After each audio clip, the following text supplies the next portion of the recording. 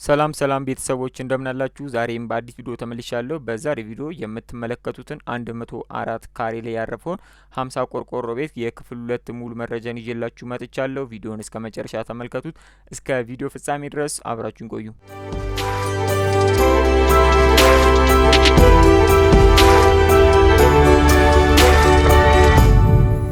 መግቢያ ላይም እንዳነሳሁት በዛሬው ዕለት የምንመለከተው የዚህን የ50 ቆርቆሮን ቤት የክፍል 2 ሙሉ መረጃን ማድረሳችሁ ይሆናል። በክፍል 1 ላይ እንግዲህ ሰርቼላችሁ እንደነበረው ከቁፋሩ ጀምሮ እስከ መሰረት አጠቃላይ ድረስ ያለው የግብአቶች እንዲሁም አጠቃላይ ፍጆታ ምን እንደሚመስል በዝርዝር ተመልክተን ነበር በክፍል 1 ቪዲዮ ላይ ማለት ነው። ክፍል 1ን ላላየ ለሳታዩ ለቀራችሁ ሰዎች ማለት ነው ታች ዲስክሪፕሽን ላይ ሊንኩን ማስቀምጥላችሁ ይሆናል። እሱን ቀድማችሁ ብትመለከቱት ጥሩ ነው ብዬ አስባለሁ። ሆኖም ግን የክፍል 2 እንግዲህ ስንመለከት ከዚህ ከመሰረት ጀምሮ አጠቃላይ ግንባታው ተገንብቶ እስከ ጣራ ስራ ማለት ነው አጠቃላይ ያለውን የተጠቀሙትን ግብአቶች እንዲሁም ደግሞ አሁን ላይ ባለው የገበያ ዋጋ መሰረት ማለት ነው ምን ያክል ፍጆታን እንደሚያስተናግድ ማሳውቃችሁ ይሆናል ማለት ነው። እንዲሁም በተጨማሪ ደግሞ በስተመጨረሻም ደግሞ ተጨማሪ ቲፖችን ደግሞ በፊኒሺንግ ስራዎች ውስጥ ከምንጠቀማቸውን ደግሞ እዚህ ቤት ላይ የተጠቀማቸውን ደግሞ የፊኒሺንግ ግብአቶችን መጠኖችም ደግሞ የተወሰኑትን የማጋራችሁ ይሆናል ማለት ነው በስተመጨረሻ ማለት ነው። በዚህም የምትመለከቱት ቤት እንግዲህ አጠቃላይ 104 ካሬ ላይ ያረፈ ሲሆን በውስጡም ሳሎን፣ መኝታ፣ ሁለት ሰርቪሶች እንዲሁም ደግሞ ባኞ ቤት ሁለት ባኞ ቤቶችን የያዘ ነው ማለት ነው። በውስጡ አጠቃላይ የምትመለከቱት እንግዲህ ጥንቅቅ ተደርጎ እየተሰራ ነው። በዚህም የምትመለከቱትን ቤት አጠቃላይ የክፍል 2 ወጪ ስንመለከት ማለት ነው ጅማራችንን የምናደርገው ከብሎኬት ነው። በተለይም ደግሞ ዙሪያውን አጠቃላይ የተጠቀሙት በባለ 20 ብሎኬት ነው የተጠቀሙት ማለት ነው። 2350 ብሎኬቶችን ተጠቅመዋል።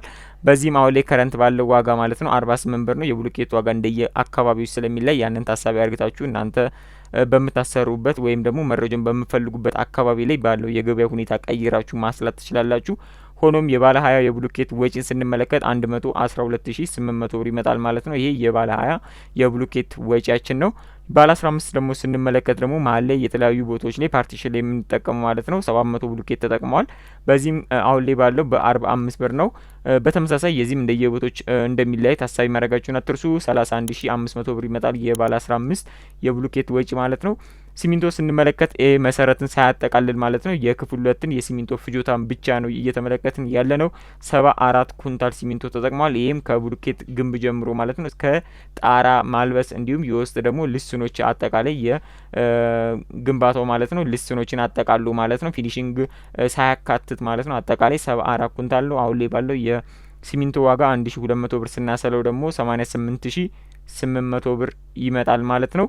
በተከታይነት እዚህ ጋር ተያይዞ የምንመለከተው አሸዋ ስንመለከት 2 ሲኖ ነው። ይሄ በመሰረትን አያጠቃልልም። መሰረት ላይም 2 ሲኖ ተጠቅመን እንደነበር አሳውቂያችሁ ነበር። ሆኖም ግን አሁን ላይ ደግሞ ከመሰረቱ ከተጠናቀቀ በኋላ ማለት ነው ከብሎኬት ግንባታ ጀምሮ እስከ ጣራ ስራ እስከ ልስን ማለት ነው ያለው ይህን ይመስላል። ለምሳሌ የሴራሚክ ላይ የምንጠቀመውን የአሸዋ ግብአቶች ፍጆታን እሱን አያካትትም ማለት ነው። 2 ሲኖ አሁን ላይ ባለው ዋጋ ስናሰለው አጠቃላይ 140 ሺህ ብር ይመጣል ማለት ነው የአሸዋ ወጪያችን። በተከታይነት የምንመለከተው ደግሞ የፌሮ ብረት ፍጆታችን ምን ይመስላል የሚለው ስንመለከት በክፍል 1 ላይ የግሬድ ቢሙ ማለት ነው ታች ያለውን የቢሙን እንዲሁም ደግሞ የኮለኖችን የሚቆሙትን ማለት ነው እነሱ ቀድሞ መሰራት ስላለባቸው ማለት ነው ኮለኖቹን መቆም ስላለባቸው አርማታ ባይሞሉ እንደምትመለከቱት ቆሞ ስለሚቀመጡ ማለት ነው እነሱን እንግዲህ የብረት ፍጆታን እዛ ላይ አካትቼላችሁ ነበር እዛኛው ቪዲዮ ላይ።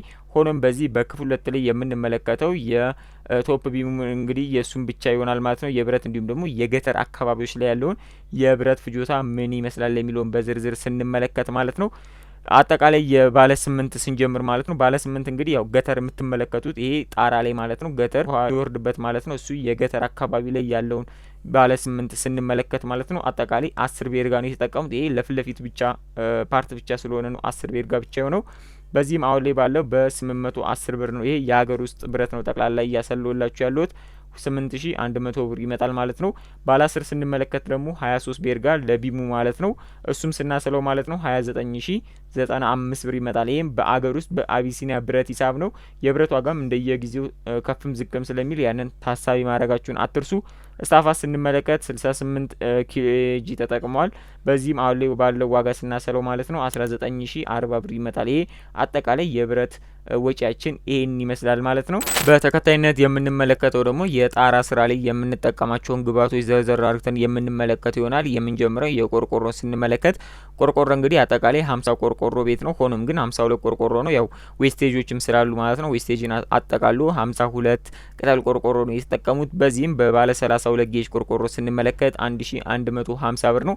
ባለ 35 ጌጅ ሲሆን ይቀንሳል። ሆኖም ግን ጥራት ያለው የተሻለው ባለ 32 ጌጅ ስለሆነ በሱ ስናሰለው ማለት ነው 59800 ብር ይመጣል ማለት ነው። እዚሁ ጋር ተያይዞ የእንጨት ሚስማር አለ። የእንጨት ሚስማር ስንመለከት ለጣራ ስራ ብቻ ማለት ነው 2 ካርቶን አለ በ1500 ብር 3000 ብር ማለት ነው።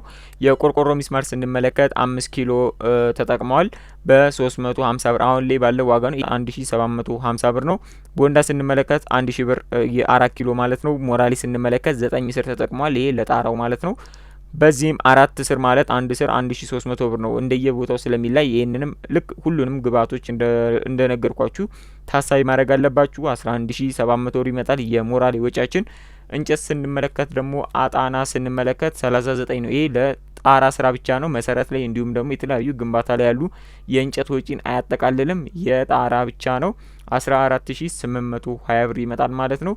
ጠቅላላ አርግተን ስንመለከታቸው ለጣራ ስራ ማለት ነው 92000 ብር ይመጣል ማለት ነው። እንዲሁም ልዩ ልዩ ደግሞ የምንመለከት ይሆናል። ልዩ ልዩ የእንጨት የሚስማር ከጣራ ውጭ ያሉ ወጪዎች ማለት ነው የውሃ የመሳሰሉት ነገሮችን ስንመለከት ደግሞ 100,000 ብር ታሳቢ ማድረግ አለብን ተብሏል ማለት ነው። ይሄ እንግዲህ በሙያተኞች የተቀመጠ ኮስት ኤስቲሜት ነው ማለት ነው። እንዲሁም እዚህ ጋር በስተመጨረሻም የምንመለከተው ደግሞ የሙያተኛ እንግዲህ ከቦታ ቦታ ስለሚላይ እንደየ ሁኔታዎች ስለሚላይ ማለት ነው የሙያተኛን አላካተትኩላችሁም። በዚህም የሙያተኛ ወጪ ሳያጠቃልል አጠቃላይ የዚህም ቤት የ50 ቆርቆሮ ቤት 104 ካሬ ላይ ያረፈ ማለት ነው። የምትመለከቱትን የክፍል 2 ከመሰረት ውጪ ማለት ነው ከብሎኬት ግንባታ ጀምሮ እስከ ጣራ ማልበስ ድረስ ያለው የልስንን አጠቃሉ ማለት ነው ያሉ ወጪዎችን እንደተመለከትን አጠቃላይ ወጪው ምን ያክል ይሆናል የሚለው ስንመለከት 621335 ብር ነው። እዚህ ለምትመለከቱት የ50 ቆርቆሮ ቤት የክፍል 2 ወጪ ማለት ነው። መግቢያ ላይም እንዳነሳውላችሁ እንግዲህ በዚህ በክፍል 2 ቪዲዮ መጨረሻ ላይም እንግዲህ ተጨማሪ ቲፖችንም እንደምሰጣችሁ አሳውቂያችኋለሁ። ሆኖም ይሄ እንደዚህ አይነት መሰል ቪዲዮዎች የሚዘጋጁበት ዋነኛ ምክንያት ምንድነው? ሰዎች ለሚሰሩት ቤት ማለት ነው ምን ያክል ግብአቶችን ሊጠቀሙ እንደሚችሉ ተቀራራቢ የሆነን ኤስቲሜት እንዲያደርጉ ነው ማለት ነው። ይሄንኑ ራሱን ቤት ባሰሩት እንኳን ተቀራራቢ የሆነ 40 ቆርቆሮ 50 ቆርቆሮ 60 ቆርቆሮ ቢሰሩ ከዚህ የተጠቀሙትን የግብአት መጠን ወስዳችሁ ማለት ነው እናንተ ይሄን ያክል ሊያስጨምረኝ ወይም ደግሞ ከዚህ ያነሰ ይሄን ያክል ግብአቶችን ልጠቀም ይችላልና አሁን ባለው የገበያ ሁኔታ ደግሞ መሰረት ሳሰለ ምን ያክል ሊፈጅብኝ ይችላል የሚለውን ታሳቢ እንድታደርጉ ነው መሰል ቪዲዮዎች የምናዘጋጅበት። ሆኖም በዚህ ቲፕ እንግዲህ የምነግራችሁ ማለት ነው በፊኒሺንግ ስራ ውስጥ የተጠቀሙትን ስንመለከት በተወሰነ ስንመለከት ማለት ነው ቀለም ስንመለከት አጠቃላይ ለዚህ ቤት የውስጥ ቀለም ማለት ነው የውጭ እንደምትመለከቱት ግራናይት ነው የተረጨው። ሆኖም ግን የውስጥ ቀለም ስንመለከት 4 ካርቶን ቀለም ነው የተጠቀሙት። 4 ካርቶን ማለት 16 ጋሎን ማለት ነው። ይሄ የቀለም ፍጆታን በተመለከተ ነው። ሂሳቡን አልተሰለም። ይሄ የፊኒሺንግ ላይ የሚካተት ነው። በሩ ጋር ስንመለከት ደግሞ በር 15 ካሬ ነው ጠቅላላ የአልሙኒየም የምትመለከቱት ማለት ነው። በሩን እንግዲህ 15 ካሬ በኢሚቴሽን እንዲሁም በአልሙኒየም ተጠቅማችሁ መስራት ትችላላችሁ ማለት ነው። የመብራት ገመድ ስንመለከት ደግሞ አጠቃላይ 8 ጥቅል ገመድ ነው የተጠቀሙት ለዚህ ለ50 ቆርቆሮ በባለ 2.5 ማለት ነው። ይሄ 2.5 ግዴታ አይደለም። የተለያዩ ቦርዶች ላይ ምናምን በ1.5 መጠቀም የምትችሉበት ሁኔታ አለ። ግን አስተማማኝ በሆነ መልኩ ለመጠቀም ማለት ነው የተሰራው በ2.5 በሆነ ገመድ ማለት ነው 8 ጥቅል ተጠቅሟል። በስተመጨረሻም ሴራሚክ ስንመለከት ደግሞ ሳሎን መኝታን ሳያካትት ማለት ነው የኪችን እንዲሁም ደግሞ ባኞ ቤቶችን የበረንዳን አጠቃላይ ስንመለከት የሴራሚክ ፍጆታ ማለት ነው 74 ካሬ ነው የጠቅላላ የተጠቀሙት ማለት ነው። ያው ሴራሚክ በካሬ ስለምንገዛ ማለት ነው። የዚህም ቤት የክፍል 2 ወጪያችን እንዲሁም ደግሞ ተጨማሪ በፊኒሺንግ ውስጥ የምንጠቀማቸውን አንዳንድ ግብአቶችን ፍጆታቸው ምን ያክል ነው የሚለውን በዚህ ቪዲዮ በዝርዝር ተመልክተናል ማለት ነው። በተከታይነት ደግሞ በቀጣይ ቪዲዮዎች ደግሞ ሌሎች ስራዎችን ደግሞ ወደ እናንተ ይዤላችሁ የመጣ ይሆናል። ለዚህ ቻናል አዲስ የሆናችሁ ሰዎች በዚህ ቻናል ዘርፈ ብዙ በተለይም ከቤት ስራ ጋር የገበያ ሪቪው ቢዝነስ ነክ ስራዎችን ወደ እናንተ ይዘን የምንመጣበት ቻናል ነው። ሰብስክራይብ በማድረግ የደውል ምልክቷን መጫናችሁን አትርሱ። ይሄ ቪዲዮ ከተመቻችሁ ጠቃሚ ነገር ካለው ብላችሁ ካሰባችሁ ላይክ ማድረጋችሁን አትርሱ።